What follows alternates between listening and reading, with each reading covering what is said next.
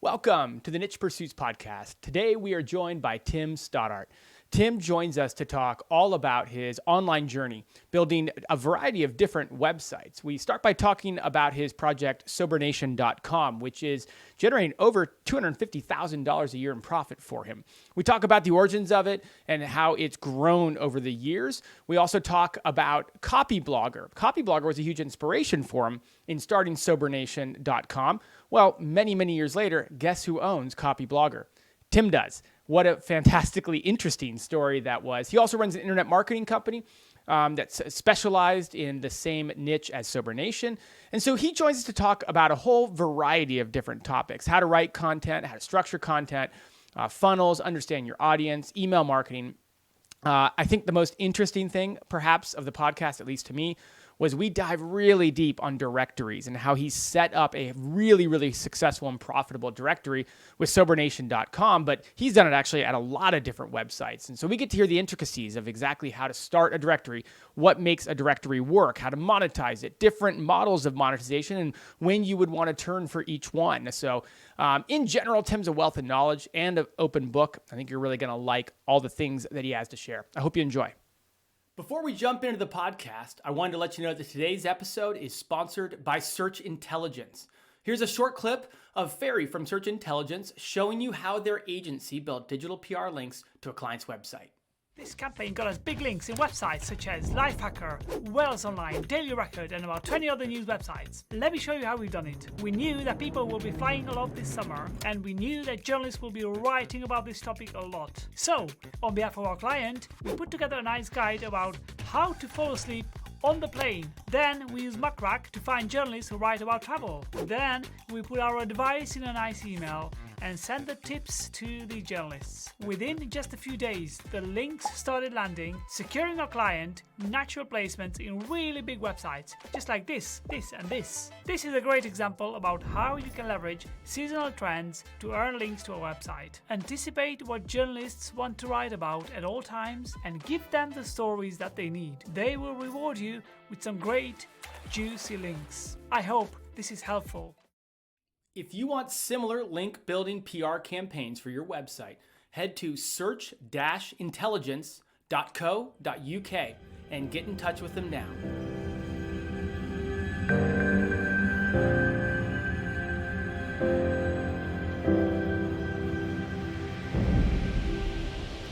All right, welcome back to the Niche Pursuits podcast. My name is Jared Bauman, and today we are joined by Tim Stoddart. Tim, welcome.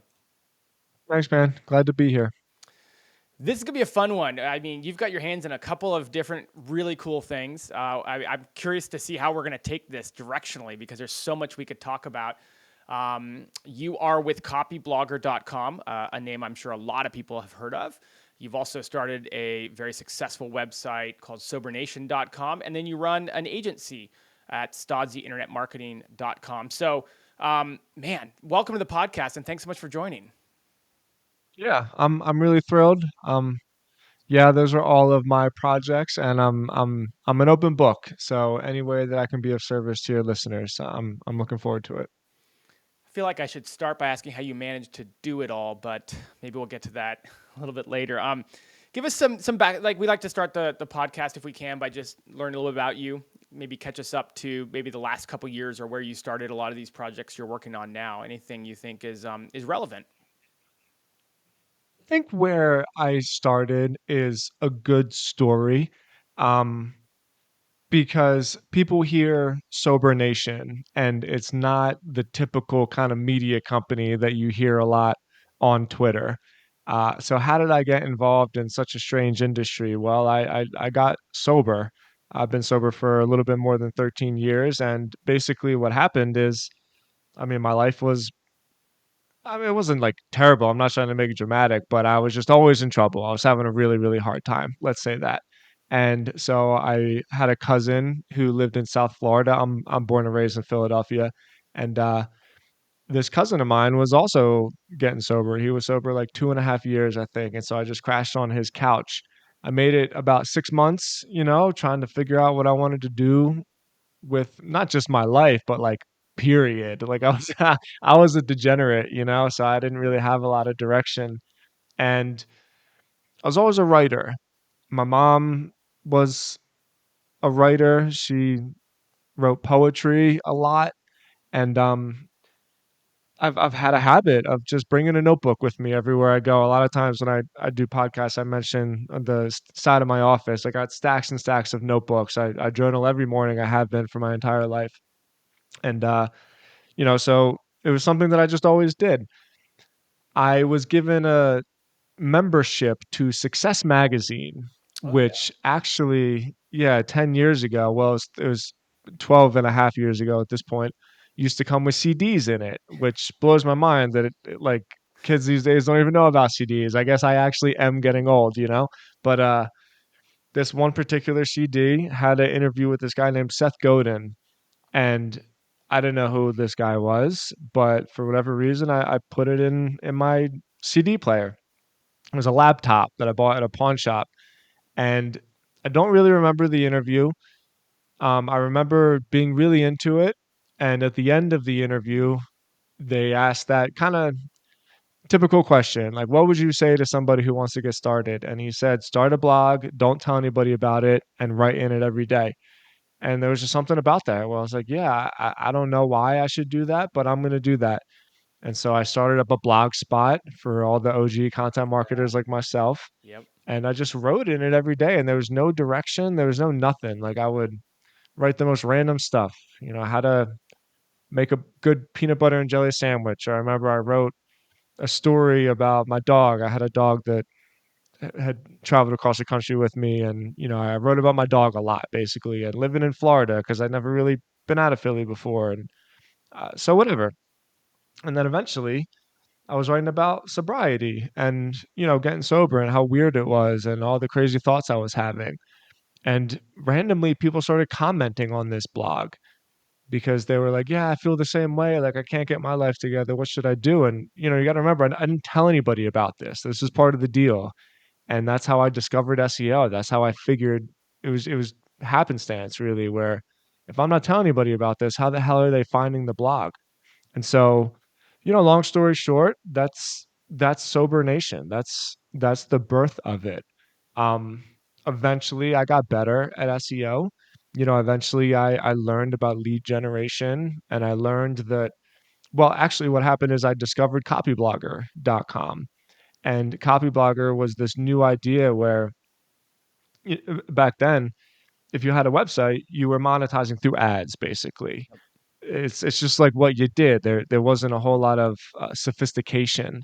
And this guy Brian Clark had this idea that, like, no, really what you should do is no ads. You should use your content to become an authority in something. You should write to build an audience, which is common knowledge now, but 12 years ago this was still a pretty new idea. And so I just went with it. I said, "Hey, maybe I can be an authority in sobriety." And then the timing was also good. Obviously, people have followed the last 10 years. Opiates really took over the country. And so there was a huge, I mean, let's just call it a demand for treatment services. A lot of people were struggling with the same thing that I was struggling with. And so I was building this huge audience with people that were looking for help. And randomly, treatment centers and behavioral healthcare centers started contacting me, being like, "Man, how are you doing this? How are you getting these people that like kind of need our services?" And I was just like, "I don't know. I'm just writing shit. I'm just expressing myself. I'm building a community." And and it just happened. Like, I worked really, really hard on it, but the timing of it was good as well. And timing, I think, is really important. My honesty, I think, was really important because at the time, treatment and addiction was way more stigmatized than it is now. Like, nowadays, everybody knows somebody, right? But I was called a junkie all the time, and it just wasn't something that you could do and be cool, right? And I went with it. And so that's how Sober Nation started, and I've been working on it ever since. The site is 12 years old. It's still thriving all of these years later. It's probably the project that I'm most proud of. I don't spend as much time on it as I used to, but it's still a huge part of my life. What were the initial articles or topics, or like was there what caught fire in the beginning? What were you able to identify certain things that really caught on? Because a lot of people are, really struggle to get a website off the ground, and they go about it from a very SEO standpoint from the outset. But you went about it from the opposite. You just started writing about what was on your mind and sharing thoughts about things. Like, what caught fire that allowed you to turn the corner and start thinking about it from an SEO standpoint? Two things caught fire. One was Facebook. So this was pre the doom and gloom days of Facebook, back when Facebook was actually fun and cool and they didn't ruin everything with algorithms. So, I'm preaching to the choir now because Facebook is still free. And I always laugh when people complain about changes to social media, like, oh my God, how could you do this to me? It's like, you don't own the site, they can do whatever they want. Nonetheless, what happened to me was that at this time, the reach on Facebook pages was way more than it is now. Now, if you have a page, it's like 1 to 2% of the people who follow your page see your stuff. But back then, it was like, I don't even know how much, maybe 50%. It was a lot.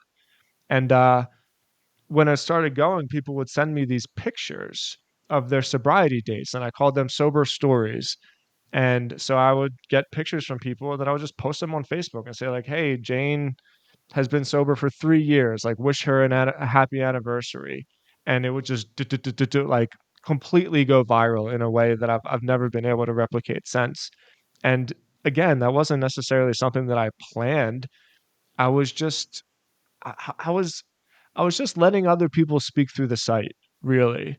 I was just letting I figured that everybody wants to feel cool for a moment, right? Appreciated, and I used it as a platform to tell other people's stories. So that really, really helped.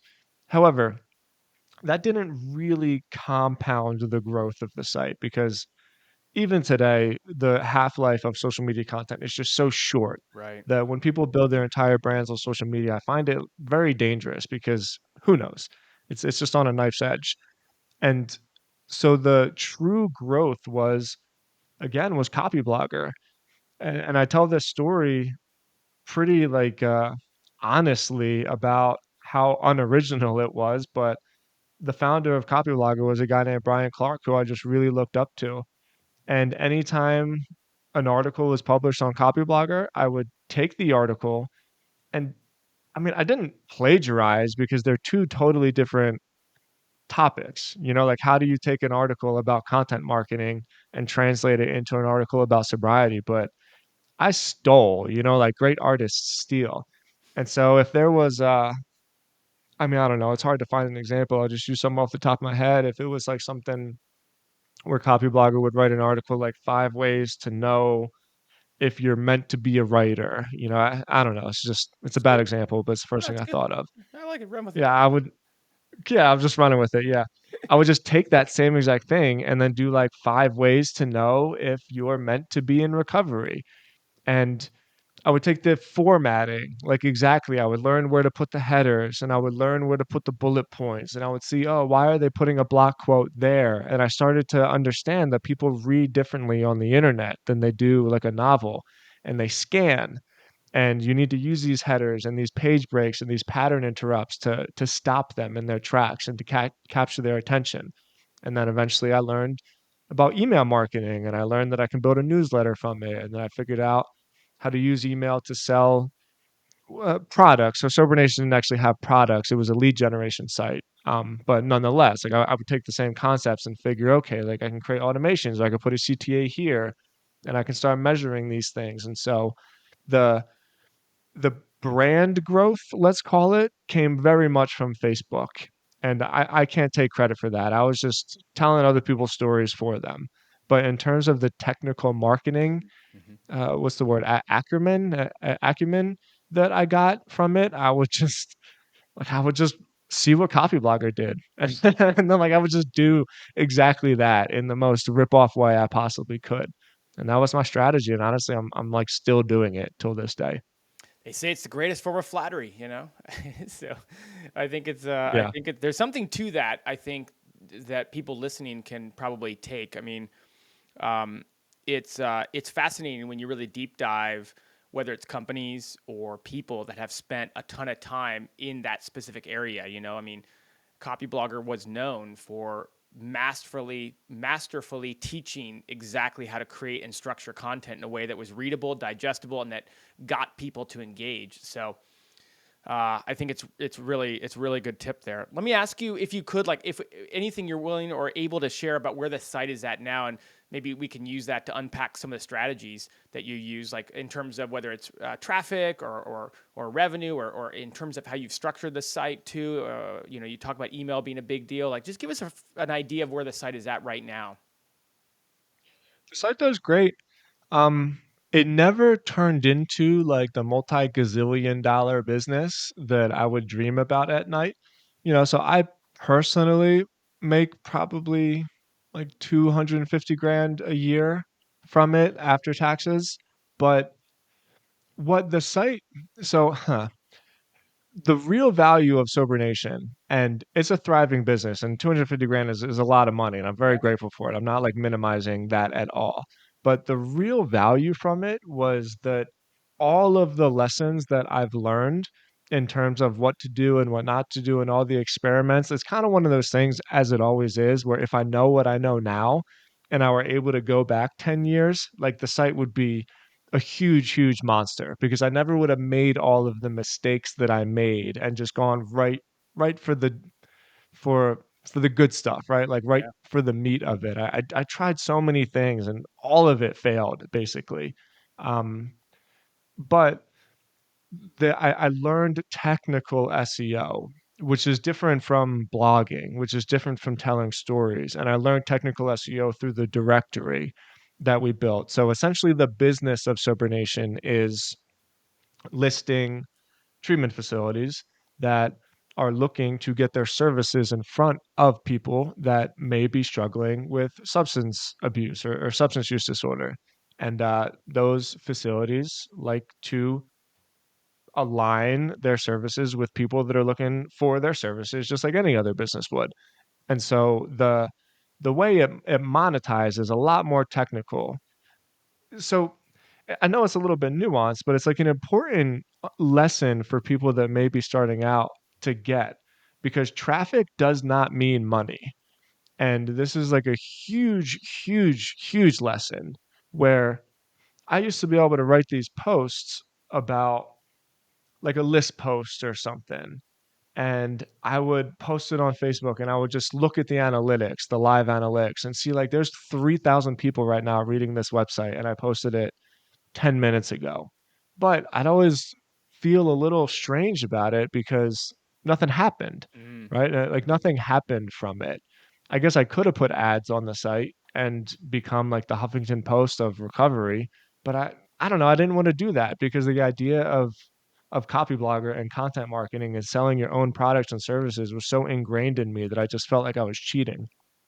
And and so understanding the model, understanding that there's a difference between traffic and serving my customer was a huge lesson for me. And it was a hard one for me to learn, really. It took me a long time to really just put the pieces together. Whereas sometimes we have this dream of having this vision where I can just express myself creatively. And everybody wants to do that. But that's not gonna help you pay your bills. Maybe it will, it's doubtful that it will. Like, you might just find an avenue where it works, and if that's you, then awesome, I'm happy for you.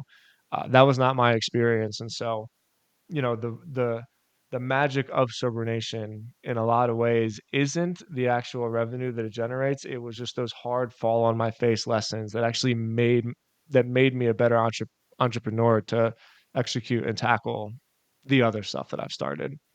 I'm glad you mentioned the directory on the site, because as I was preparing for the interview today, I ran into that, and it seems like a really good way to take what you're doing. A lot of people listening are going to be maybe more on the content creation side of things, where they create content, but exactly what you talked about.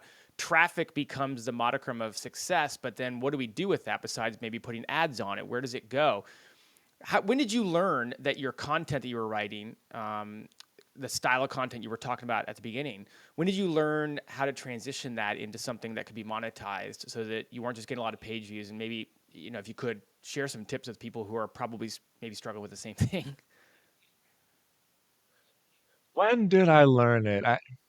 I can't recall a particular moment when it clicked for me on Sober Nation itself, but this will tie into Stodzy a little bit.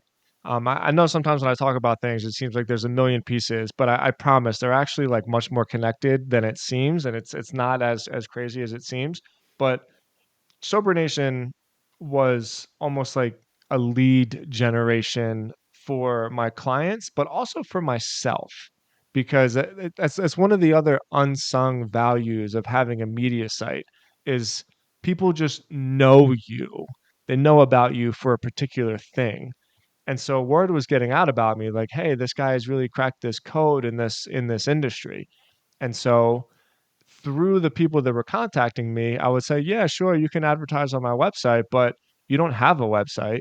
Like, you don't have anything. I don't even know what you want me to do for you." And so I thought, "Huh, why don't I just create a service business that serves these facilities, these behavioral healthcare facilities?" Because I'm going to get into the weeds here a little bit, but most treatment facilities and even hospitals and anything, they're all run by clinicians, and clinicians are academics, and they all suck at marketing. Hmm. And I'm not saying that to insult them. Like they suck at marketing the same way I would suck at writing like a 30-page research paper.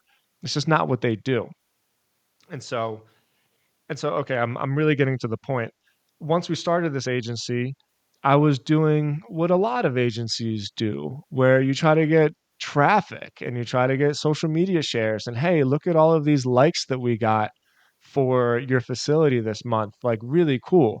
And the response I always got was great, but my phone's not ringing. Hmm. And that was hard, man, because like, I've had this conversation a few times with people where it's not just a realization, it's like a real looking at yourself in the mirror moment where you just have to face yourself and you have to face the truth. Where agencies in particular, but all businesses, the ones that succeed are the ones that actually are brave enough to measure their success against the metric that their clients give a shit about. Because a lot of times you just say, "Hey, I'm gonna do all of this stuff, and it's gonna be so cool." And, like I said, "Look at all these retweets I got," but who cares, right? The phone wasn't ringing for my clients, and every time I'd get an email, I get so anxious. And by the way, this was years and years ago. This is probably like 2.5 years into it. So like I was a beginner. I was figuring it out. I wasn't at the point where we are now. And so I encourage anybody who's just figuring it out to learn this lesson fast. And we just had a moment where I had a small team, and it's still the same team that I have now. And like I love these guys; they're my brothers and sisters. And we just looked at each other, be like, nobody gives a shit. Nobody cares about what we're talking about. All they care about is phone calls. So are we going to be like everybody else that's constantly cycling through clients and trying to convince people that they have this new cool creative Snapchat filter, or I don't know, insert what's cool today, like TikTok thing? Or are we going to be the client that just are we going to be the agency, excuse me, that just figures out how to generate results for our clients and measures our own success against that? And that was the moment when not just me as a person and like as an entrepreneur, but the success totally took off because it's a hard thing to do. Like it's hard to look at something that you care a lot about and be like, this isn't that good. Like what I'm doing isn't that good. And you can always find ways to make the argument why, yeah, but look at what we're doing over here. And like, it's still worth this much money. Somebody should pay for it. But really, they shouldn't. They should fire you and they should find the person who's having that hard conversation with themselves and is actually generating that KPI that they pay for. And so I never had that moment, like you said, with Sober Nation in particular. That moment came through Stodzy, and really it came through the anxiety that I would feel when clients would send me emails about like, hey, what's going on here? Like, when's this going to start working? When am I going to get the results that I'm paying this money for? And then it took me another couple months to build up the courage to actually, like do the damn thing and acknowledge it. But I don't know exactly when that was. We were all still in Florida together. It was in the office. So, I mean, 7 years ago, probably 2016, something like that. Um, but I remember the moment very well. For the majority of like if we had to bucket Sober Nation's kind of revenue, is it from these listings and from these ad placements that companies get to have, or is it from other types of traffic? No, it's exclusively Yeah. about exposure. That's I could, it's one of these things where you have to stay focused on something. And I love the site. One day I still hope I can get rid of everything and just work on Sober Nation. But as of right now, it's singularly focused on the directory. Hmm. And I'm totally fine with that. Like that's in a lot of ways I also think about why would I change anything? Because everybody's happy and like why would I make life harder for myself? Yeah. But I have a really bad habit of like fixing problems and then finding new problems to put into my life Yeah. for like no reason at all. Sounds like you're learning. Sounds like you're learning. I could take a page out Yes. of that playbook. The Yeah. I mean, I would say from afar, you are clear. Like you're kind of a bit of a master class in specialization. Um, like you have a website that did really well because you honed in on a certain topic and you grew that audience, and then you started adding pieces to that puzzle that solved their problems, which were listings and directories for for rehab facilities. And then you started solving these people's problems by opening an agency that could help them with their marketing, because for most people, probably, or for at least a lot of these rehab places, just a listing in your directory might not be enough to drive traffic. Yeah. I think I'll speak for myself when I say that maybe a lot of people listening haven't specialized that much, or where they've seen success with their website, with their brand, with their business, they haven't kind of doubled down over and over again. Um, how do you look for that in what you're doing, and how did you? And I'm trying to unpack here, like directories. That's probably something that's got a lot of people's minds going that they haven't even thought of. Actually offering services to the clients that their website is attracting is probably something that people haven't thought of, or at least a lot of people listening. How did you keep finding this? And again, any tips for how to keep diving down that road? I look for them for sure. There was a on my podcast, the guy oh my God, I'm totally forgetting his name. I just talked to him like 2 days ago. This always happens when I'm live. Exploding ideas.co. Oh yeah. He had a really good line about the angle when he looks at something. Like, is there something different that I can bring to the marketplace? And for me, it's not really Eric. Eric is his name. Jesus, thank God. I was getting really nervous that I was never going to remember that. And I think that's so valuable because everybody can do the regular thing. And I think what people miss is that your angle doesn't have to be big at all. If you have 1,000 people that are following you for a very, very particular thing, you can totally build a business if that's what you want to do, or at least make a living. You can provide for yourself with 1,000 followers. Granted, it's in an industry that has motivated buyers, but but the answer to your question, I'm brainstorming this a little bit, is that I look for them. I don't do anything that is generic. Again, this is another Seth Godin thing that I keep top of mind real quick, where you can't Amazon. You can't like out commoditize the huge commodities basically of the world because that's a race to the bottom. And being a race to the bottom, sometimes that's a good race to be in. Like if you win the race to the bottom and you get to be the most affordable, most commoditized widget company in the world, that's really, really great. Most likely, you will come in second place or third place or fifth place or 10th place. And that's the absolute worst place to be because, like, you're not the cheapest, even though you're trying to be the cheapest. You're not the fastest, even though you're not trying to be the fastest. And so I always race to the top. Anything I'm doing, I'm very, very meticulous about finding a way to race to the top. And so you can see that. You mentioned directories, and we don't have to talk about directories. I'll kind of hint on them. Oh, I But want to talk Sober about Nation, directories. So that's like oh, the the next three directories questions. are the best. I want to hear all Yeah, about directories. they're the best. Seriously. Um, so Sober Nation was actually the first directory that we built, and I say we intentionally. If you go to recoverylocal.org, there's actually 4 of them that we built. So getting a little technical with SEO, Sober Nation is like the biggest media site, but in terms of the directory, it's SEO'd for drug rehab keywords. There's Detox Local, which is SEO'd for drug detox keywords. There's Your First Step, which is SEO'd for addiction treatment keywords as opposed to drug rehab keywords. Google these days basically sees those phrases as like the same exact thing, but every time Google tells me about like semantics and Hummingbird, I'm always skeptical because anytime I do an experiment like this where I just create mirrors of themselves and separate the keywords very specifically, they rank for different things. And so I still am on the side of the argument that like, yeah, Google's pretty smart, but be specific with your keyword and tell Google exactly what this website is about. And it's paid off for me. And then medicallyassisted.com goes after basically like Suboxone clinics or Vivitrol clinics. So like people can take shots these days to make it so that they don't want to drink.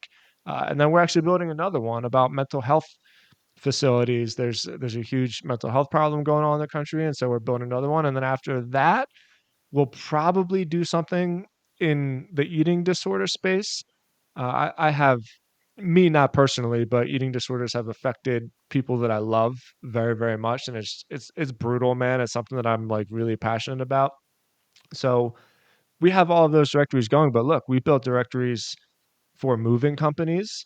Um, I've still building a directory for stem cell clinics. That's something that I'm like really, really passionate about. The problem with that is just the FDA in America is a lot stricter with stem cell clinics than they are in places like Panama and stuff. So every time I get it going, I have to book a deal with somebody in like Panama or Germany who can actually buy the phone calls or buy the listings, and it's just not there yet, you know. So there's a couple of roadblocks on that. But I mean, shit, go to yourboulder.com. That's a local business directory site that I built for Boulder, Colorado. Um, Pick anything, any city, any industry. There's a guy, his name is Chris something. He even just made a course called Successful Directories or something. He goes about them on selling featured listings on a directory, and that's definitely a way you can do it. My approach has actually been the opposite. My approach has been a free directory. Get as much content and as many pages as you can, and each one of those pages is SEO'd for a certain keyword and like a certain location, so cities, townships, whatever, and then use that traffic to sell something. So you can either sell tickets to events if it's a local directory like your Boulder is. Sometimes the directory even just creates an email list, which is really what your Boulder does, where the directory itself is just all of the traffic, but it's such hyper local specific traffic that people sign up for the newsletter and then, I sell ads against the newsletter. So yeah, for me, I know I'm getting kind of dorky right now, but I really love directories and I love the technical aspects of them. For me, directories have been, I mean, just killer. And nobody does them because they're not sexy, Hmm. because they don't look cool on Twitter. And I don't know, this is like a little side rant a bit, but there's so many times where I want to take people and just slap them and be like, stop, like build a business that makes money. Stop chasing this weird thing. Like you don't have to be Gary V. Like I don't know why you would even want to be Elon. Don't do that. Just make money and live a life, and like be content and successful. But I don't know. What do I know? I'm just building these boring ass directories that all make a ton of money. Hey, just a quick break. I hope you're enjoying the podcast so far. Just a quick reminder that today's episode is sponsored by Search Intelligence. Now, I've got a short clip from Ferry with Search Intelligence showing you how their agency built digital PR links to a client's website. Do you remember this campaign? It was all over the news. It is the most intelligent royal campaign. With over 100 links generated in the world's biggest online publications, this is one of the most viral PR campaigns of 2021. This is how we've done it. The methodology was pretty simple. We looked at the QS World University Rankings for the institutions attended by key members of the royal family to discover which royal is the brightest of all. Meghan Markle came out on top, followed by Kate Middleton and Prince William. We put these findings in a press release and sent it to mainstream media and journalists who write about royals. From Russia to the UK, the US, Vietnam and Japan, this story got massive coverage, landing over 100 links and created a massive buzz on social media. Simple research, but a great story that journalists love to write about. I hope this will put you on fire and will give you inspiration. Like what you just heard and are looking for similar link building PR campaigns for your website? Just go to search-intelligence.co.uk and get in touch with them today. I would like to know more about these incredibly boring businesses you have that make money. Let's say that I have a website that has traffic and I have niched down to some degree. So I have an audience that comes that is about something specific. I think we all probably know the high levels of what it takes to make a directory. And, there's plugins that can help. There's technical SEO you have to put into place. But what are the things that most people miss when it comes to starting a directory? Like I'm thinking I have a website in my mind right now that would be, I feel like perfect for a directory, but I feel like if I went to go set one up, there's probably one or two things I would miss along the way. Yeah. URL structure is probably the biggest one, and it's a tough nut to crack because there's some really good directory plugins, even platforms out there. Uh, one of them, the one that I've used the most to start directories, it's really just called Business Directory plugin. That's what it's called, Business Directory plugin. But but the URL structure on it sucks. Where let's say I'm building a location-based directory. What it's going to do is url.com/location.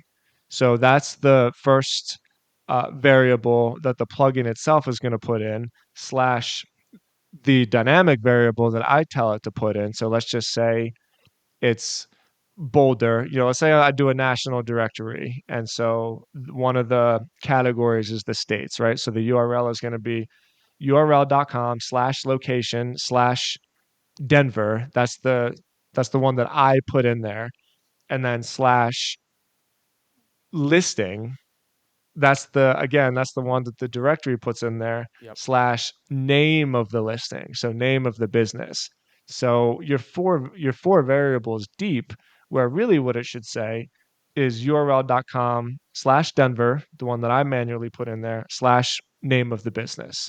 Just the two, the high level category and then the title of the listing. And it's been a huge problem with business directory plugin because it's the easiest to use, is the easiest to set up, but it's hard to SEO it because the keywords in the slugs are so deep that I'm not even sure they ever get registered. And so the first thing that I don't even want to say people miss, like the first wind against your sails, so to speak, is that if you really, really want to do it, really do it right the first time, you should make every page, assuming you're using WordPress, which I use, just make the whole thing static on pages. So let's use this same example. Make a page that is for Denver. And then on that page, list all of the subcategories, whatever they're going to be. And you can even just put bullet points and links. Like eventually you want to get more sophisticated, but if you're doing this to appease Google, you can just add all the listings as bullet points and links. And then those links will go directly to the actual listings. And so, yeah, you have like not a very good looking, not that helpful of a directory, but once you get the URL structure and the page structure figured out, you can go back and build the page templates. So then the state pages, right? These page templates, you can make it so that they're not just links on a page. Maybe you create like cards for them so that you have different categories within that city, like contractors or electricians or whatever, and then design it and make it more user friendly. But you're better off getting the URL structure right first and then messing around with the design than you are messing around with the design and then trying to fix the URL structure afterwards, because that's for technical SEOs, that's like impossible. It's an impossible thing to do. If you get the URL structure right to begin with, you can do anything. But if it's not right, then you're always trying to, I don't know what an analogy, like fix holes in the wall when you're better off just ripping the house down and building a new one. Yeah, you're constantly plugging holes in the boat rather than trying to just, you got to start Totally. with a new hole. Yeah, totally. Um, I mean, are you just doing this manually now, or is there a plugin that's more robust to handle it? Um, we do it manually. Yeah, for sure. So, like I said, I have a developer, and he's basically built his own. Uh, he's built a couple things. He's built a WordPress theme. He's built like this functionality on directories that we've, I don't know what it is, copyrighted or protected. So yeah, it's a much more sophisticated process now, but I still totally advocate anybody who's listening to this to start off doing it manually, and it'll suck, man. Like it sucks making these links and trying to structure these things perfectly the first time, and it's worth doing. It really is. It's really worth doing. URL structure and categorization and organization aside, what does a good page, a specific contractor page or listing look like on a directory that actually is able to garner traffic from SEO? Yeah, man. I love that you're like asking the real specific questions, because this is the stuff that I've just learned the hard way. The Before you understand that, you have to understand the purpose of your directory. Is your directory selling featured listings, Right. selling exposure Mm-hmm. to an advertiser, or is your directory generating leads within itself? So, one of the business models is you have this huge directory. Let's just say we're doing electricians in Denver, which, by the way, my view is still the biggest opportunity for people just getting into space is to work with contractors, local businesses, because everybody needs an electrician and electricians don't know how to market themselves, right? So plumbers, contractors, electricians. If I could start all over and just have a magic team in front of me that already isn't optimized for what we do, this is exactly what I would do. So after that, once you decide if you're selling a featured listing for a contractor, an advertiser, you need to make sure that the featured listing is worth buying. So you highlight that featured listing and you put that at the top of the category, right? Let's say we're doing contractors in Colorado. I like location based directories. So then you have a whole category page for Denver. Well, the people that are paying extra, they need to be at the top. And the listing itself needs to have a way to generate leads for the customer. So that means their listing needs to have a lead form. Their listing needs to have like a very easy to see phone number that when somebody calls it goes to the contractor directly. Uh, you want to make sure there's a map on it, and you can API into Google Maps to do Mm-hmm. this so that they can get the directions right from their phone. But if somebody calls the phone number on their listing, you still get credit for it, and not Google. Like, so you have to track all of those numbers, which you can do through call tracking metrics, or you can even do it through like Voice or excuse me, Google Voice. Okay, so that's assuming that you're selling advertising. If you really want to make money, then you build the directory for free. You make every listing as dope as you possibly can, provide as much free value for all of these people as you possibly can, to the point where they don't even know that you're doing it. And if you're going to do it this way, I really recommend not sending them an email, because I just get those emails all the time and they always feel like, okay, well, like, what do you want really? Like, just make it for them and don't tell them about it and make it as good as you possibly can. And then so put a phone number at the top of the website, and that phone number either comes to you or it comes to a call center. And now you're a lead collector and you're a lead aggregator. And so really what you're selling is business. You're working with the contractors that contact you, and you're just routing the phone calls to them. So there's two stages to that. First, you're going to start collecting the phone calls yourself because nobody's going to buy them from you because they don't even know who you are. And really, you're going to give a lot of these phone calls away for free. Like I had a form, and I would collect these leads, and then I would just call some of the people who are closest to me and be like, "Hey, I'm Tim. I run this website, coloradocontractors.com. I have this person who needs some business. Can I send them to you?" And then, of course, I'm going to email that contractor from my email address that says Tim at coloradocontractors.com. They're gonna be like, shit, I just got some free business. Who's this Tim guy? And then you keep doing that for a couple of months, Right. and before you know it, you have the goal, the idea goal, where I'm getting with, and you can tell I get really excited when I do this. I'm talking too fast, so forgive me. But the goal is to make it so those phone calls just go directly to the contractor themselves, and then they pay you for the phone call. So you can skip yourself, right? You're not responsible for all of that anymore. Now all you're responsible for is, the phone calls from Denver go to this contractor, the phone calls from Boulder go to this contractor. You can do it however you want. You can send the whole state to one person, whatever. But then your responsibility is tracking the phone calls and then billing them, right? So then basically your job just becomes generating phone calls and chasing money and generating phone calls and chasing money. That is one of the downsides of the business is you're chasing money a lot, but if that's my biggest problem today, I'm fine with it. So basically, the model is advertising focused or lead gen focused, and you're saying lead gen focused is definitely the most profitable of the directory models. Oh yeah, no question. But it's the hardest. Yep, it's the hardest. You Yeah. know, Are you also writing articles around these? So you got 25 contractors in Denver, and are you writing like the top 10, or are you doing features on each of them, and like a contractor spotlight, and you do like a feature and you internally link back to it, or you just kind of let the directory go because everything about that directory just in case in itself does its work for you. both. There's certainly a Pareto principle where no matter how many articles you write, if you focus only on the directory, you'll still be better than if you like that time that you spend on the directory dollar for dollar is going to be more than the stuff on the articles. Uh, I choose not to do it that way because there also is that game with SEO where you put all of your resources in this directory and then one day Google just doesn't like you anymore, And so like you have no backup plan, you have no organic content to generate traffic a different way. But you nailed it. Yeah, certainly. So, you know, top 10 contractors in Denver, write that article, write how to find out if a contractor really knows what they're doing.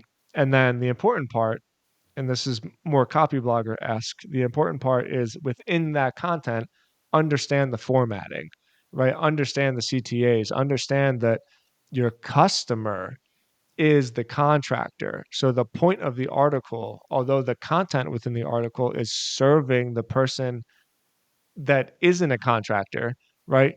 The purpose of the article is to get that person to the directory to call the contractor. So these are the things I was talking about before, where you have to figure out why you're doing what you're doing, but it's like anything else. It just takes practice, and then you figure it out, and it's easy. So, man, I feel like we just got an awesome 15 minutes in directory building. And I'm sure a lot of people, if you're like me, you're thinking about some project you have that would probably benefit from something like this, if not a new project, which is a whole other topic. But I do want to ask you about how you do prioritize your time. I am taking a step away from directory specific and now looking because you have three things going on. We've touched on two of them. We haven't touched on the third yet. We've touched on Sober Nation. We've touched on your agency, but you've taken on a third project, which is CopyBlogger, and I'm dying to hear how you balance your time and how you pick where to put energy and focus towards. And again, people listening are going to lean into this because we typically all have a couple projects we're working on, and we have a couple things that we're trying to balance and structure. Just wrote I have a personal newsletter that I write every Tuesday, and I just wrote about this morning. So here's I'll I'm happy to answer this, and I'll dive into all of the specifics, but here's the foundation of that question. there's this idea of multiple income streams.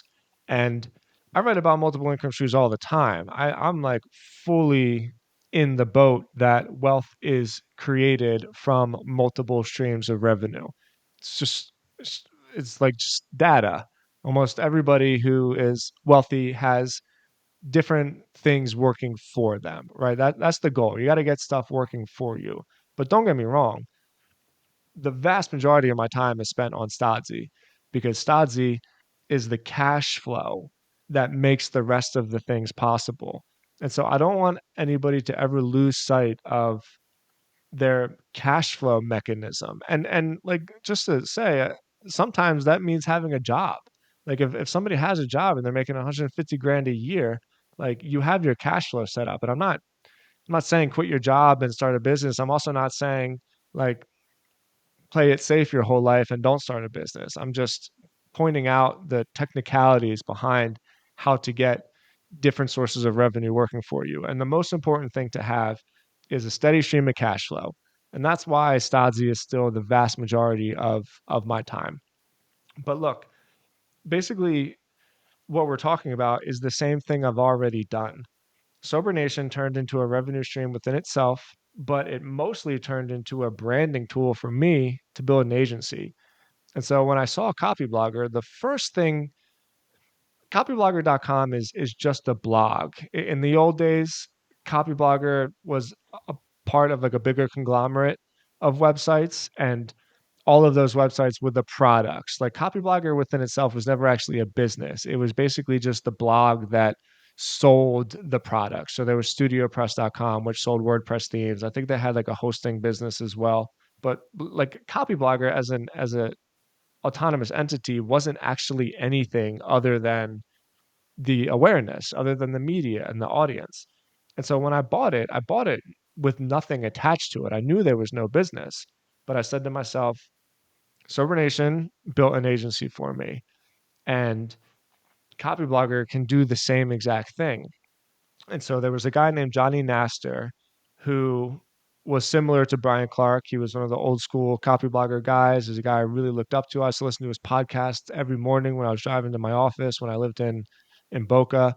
And I knew this guy had like a boutique SEO agency. And so we had a couple conversations, and we inked a deal basically. And so that's how digitalcommerce.com was built. That's an SEO agency that I'm a large partner in. But if Stodzy focuses on behavioral healthcare facilities, digital commerce focuses on SaaS products and membership sites, basically enterprise SaaS products and enterprise digital sales, digital product businesses. And so like that, I know I'm getting a little bit stuttery here, but I really want to hammer home the point that it's the same thing that I've always done. Copyblogger is just the audience. And I knew if I could have a service business, I could close deals. I knew if I had a good SEO, if I had the ability to sell a really, really good product, a really good SEO product in a space that I really understood, I could do that through Copyblogger. And so that's the first thing I did. And so, well, I don't know if you heard that horn. That was crazy. And so CopyBlogger really started off as a lead gen site for digital commerce. And that's how we got our first clients. And that's how we broke $1 million a year. And it was all just using CopyBlogger as a lead gen site. So I didn't go into it with this idea of like, hey, I can build like the next hustle and build the next media company. It was very dry and to the point and to the basics. But once I did that, then I was able to just put Copyblogger into the same system Right. as everything else, Yep. you know? And so I'm nothing without my team. If there's one thing that I've done well in my entrepreneurial career, it is like very, very intentionally gone after employees that I know and like and trust. And it's been the same group of us for the last 10 years. You know, there's 5 of us basically. And like, yeah, sure, employees come and new people join the team and get bigger and bigger and bigger, right? But I have never fallen into that trap of there's someone better out there. I need to hire like a better executive. It's been my core group of people the whole time. And so anytime there's something else to add into it, sure, like new players join the team, but the center of all of it is Stodzy, and the center of all of it is like my family, my people that I build this stuff with. And so, yeah, it's a big machine. Don't get me wrong, and there's like a lot of different names and stuff like that, but it's a lot smaller than you think, just in terms of like the analogy I have is people running around the office and there's piles of paper flying all around, and there's like information going everywhere. It's not that. There's just a small group of us, and the information, we call it workflow, the process of work. We treat workflow as basically what it is that we serve to people. The process of workflow and information going from one department to another is very, very systematic and calm, And mostly calm.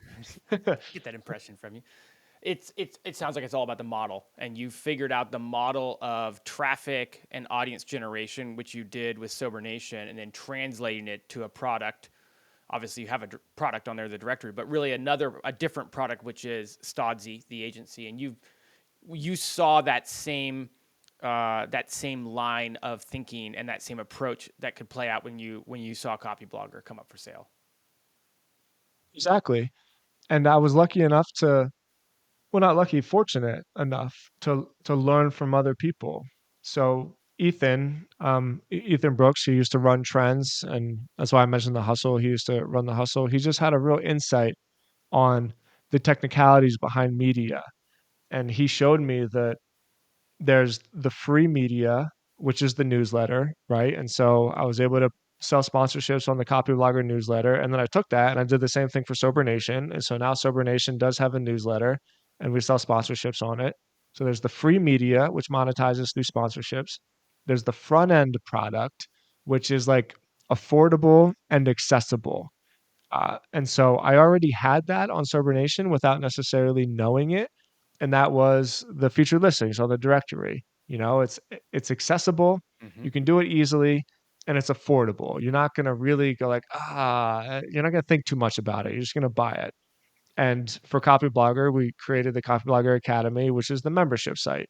And so, the model replicates. There's the free media. Well, there's the traffic first. Then there's the free media, which in my case is almost always newsletters. Then there's the front end product, which in Sober Nation is the directory listings, and CopyBlogger is the membership site. And then there's the back end product, which is expensive and and not exclusive. That's the word. And I don't personally have a product. Like typically for membership sites, this would be like your mastermind. Yeah. This would be your $10,000 mastermind or whatever. Um, I like agency businesses. I know that, like I said, they're not very cool these days, but I'm not the kind of guy that's going to borrow money from somebody and create a SaaS product that's like probably going to fail and go bankrupt.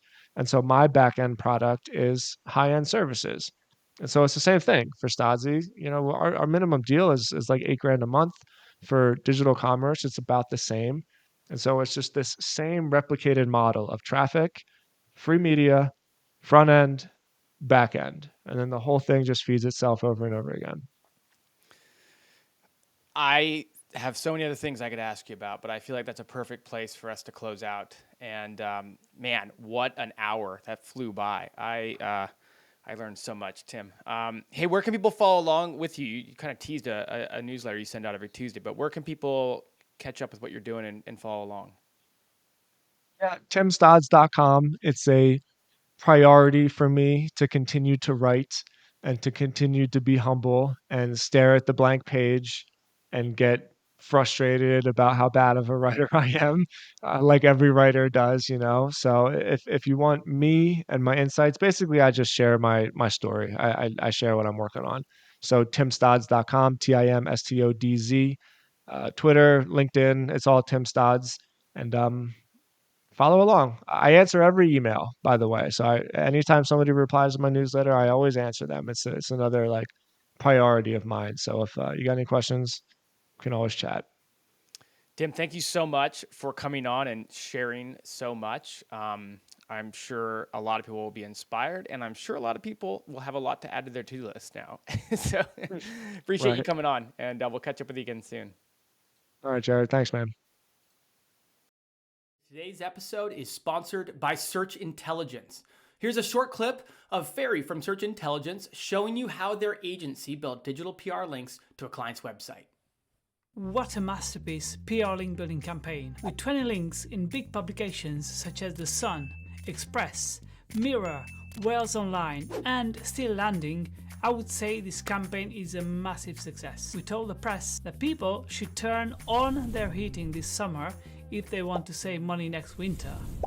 And we landed over 20 links in national and regional UK publications for our boiler client. That's crazy. The campaign hook was pretty clever. It is a known fact, at least in the boiler trade, that if you keep your boiler off for many months, it might rust and it might get you into trouble if you keep it turned off from spring to next winter. We therefore advise the press, with an expert commentary piece, on behalf of our boiler client, that people should turn on their boilers this summer just when the heat wave is in full swing. This way they can avoid a boiler failure next winter and save money. Massive publications picked up our story, including The Sun, Express, Mirror, Wales Online, and a few more dozen publications, giving our client links, lots of links, and lots of happiness hormones. No wonder that so many journalists covered our story, as this headline is a massive link magnet to their audience. This case study highlights the fact that a clever hook can be applied to any insight or story to make a campaign more successful and more compelling to journalists. Can you imagine when people see this headline in the news, "You should turn on your boiler this summer"? There's no way they would not click on it. I would click on it.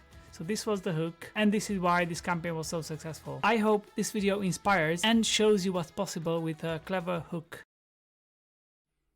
Thanks for joining us today on the podcast. Just a final reminder that it was brought to you by Search Intelligence.